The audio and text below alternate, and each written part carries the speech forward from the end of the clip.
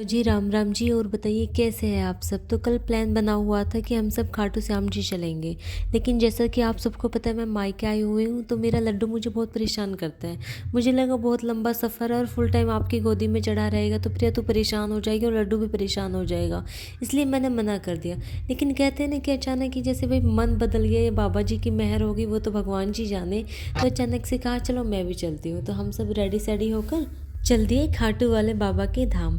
तो आप देख रहे हो ये मेरा नटखट सा लड्डू है, छोटा सा भतीजा है, इसकी फर्स्ट ट्रिप है, ये पहले बार बाबा जी के धाम जा रहे हैं। तो बड़े भैया मम्मी मेरे दोनों भतीजे भाभी और मैं और मेरा लड्डू, हम सब गए थे खाटू श्याम जी के दर पे। तो रास्ते में रुककर हमने कुछ खाना वाना खाया। रास्ते में लड्डू ने सचमुच बहुत ज़्यादा परेशान कर दिया था। सुबह सुबह ये तीनों बच्चे ऑटोमेटिक ही उठ गए थे कि इन्हें पता नहीं, इन्हें पता चल गया था कि हम सब कहीं जा रहे हैं। तो उठने के बाद जैसे बच्चे तो है ये भी बेचारे छोटे छोटे, तो इनकी कच्ची नींद थी। तो कच्ची नींद होने के बाद वो चिड़चिड़े तो हो ही जाते हैं, चिड़चिड़े हो गए थे। और ऊपर से जैसे दोपहर हो गई थी ना, तो धूप जैसा मौसम, गर्मी जैसी लग रही थी। और बच्चे बड़े होने लगे तो उन्हें खुला खुला चाहिए होता है कि हमें कहीं छोड़ दो, हमें ना इसे बंद करके मत बैठाओ। लेकिन फिर भी जैसे जैसे हम पहुंच गए बाबा जी के दर पर, तो बाबा जी के दर पर पहुंचने के बाद इतनी ज़्यादा खुशी मिलती है भाई कसम से। ये मेरी ना सेकंड ट्रिप है, मैं जीवन में दूसरी बार बाबा जी के धाम गई हूँ। पहली बार मेरा लड्डू हो गया था, मैं अपने ससुराल वाली फैमिली के साथ गई थी, मैं अपनी इन लॉज फैमिली के साथ गई थी। तो यहाँ पे हम पहुँच गए थे लड्डू के साथ। यहाँ पे देखो मेरे कहते हैं ना, मतलब रास्ते में आप कितने ही परेशान हुए हो, कितना ही आपने स्ट्रगल किया हो, लेकिन जब आप कहीं जा रहे हो और वहाँ पे अपने पहुँच कर अपने बाबा जी के धाम पे, खाटू श्याम जी के धाम पे जाते हैं, तो वहाँ पे जाने के बाद ना हम सब कुछ भूल गए थे, सब कुछ, सारी चिंताएं जो भी माइंड में चल रहा था सब कुछ। और वहाँ पे ना मेरी फिर आई हुई थी कज़न। तो मेरी कज़न ना 1 घंटे की दूरी पे ही वहीं पे उनकी शादी हुई हुई है। तो वहाँ पे कज़न दीदी सारिका आई हुई थी और जीजा जी आए हुए थे। तो उनसे मिलने के बाद और काफ़ी ज़्यादा अच्छा लग रहा था कि मतलब एक ना रिलेटिव्स मिल गए, फैमिली वाले मिल गए, अपने फैमिली वाले। तो उनसे मिलने के बाद फिर हमने स्टार्ट कर दिया अपने खाटू श्याम जी की यात्रा।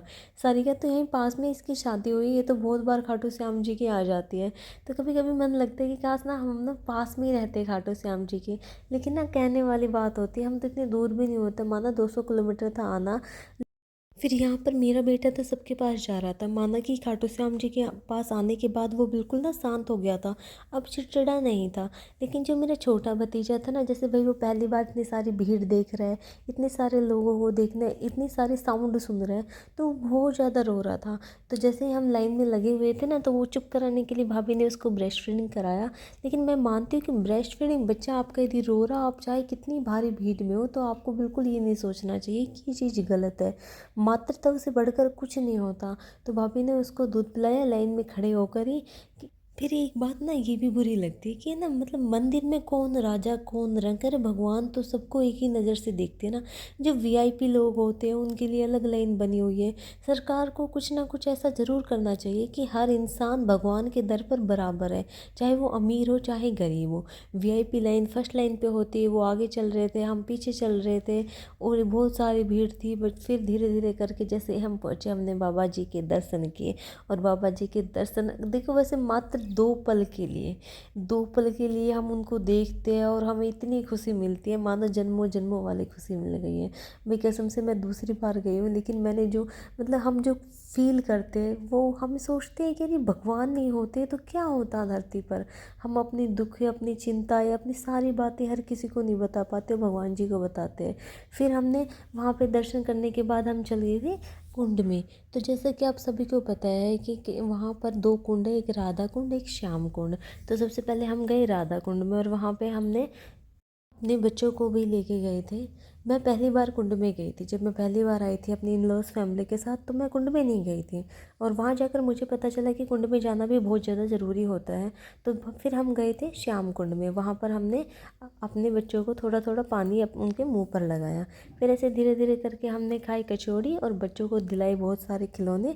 फिर हम चल दिए अपने घर की तरफ, अपने इन सिस्टर्स को बाय बाय करके। तो आते आते काफ़ी देर हो गई थी। आते समय जैसे भी मौसम ठंडा हुआ था, तो बच्चों ने हमें परेशान नहीं किया, बस उन्हें रोते थे, फिर दूध पिला देते थे, सो जाते थे। कैसा रहा माता जी आज आपका बहुत सफर? अच्छा सफर रहा। बाबा जी के कैसे दर्शन हुए? बहुत बढ़िया दर्शन हुए। और आपके पोतों और देवताओं ने आपको परेशान तो नहीं किया? ना बिल्कुल। ठीक है। और खाना खाकर कैसा लगा? बहुत अच्छा। ठीक है, सबको गुड नाइट बोल दो। खाटू श्याम जी जा रहे हैं हम। बज गए थे 11। इस प्रकार हमारी बहुत प्यारी यात्रा रही। अपना प्यार बनाइए रखेगा। अच्छा लगा तो लाइक करें, सब्सक्राइब करें।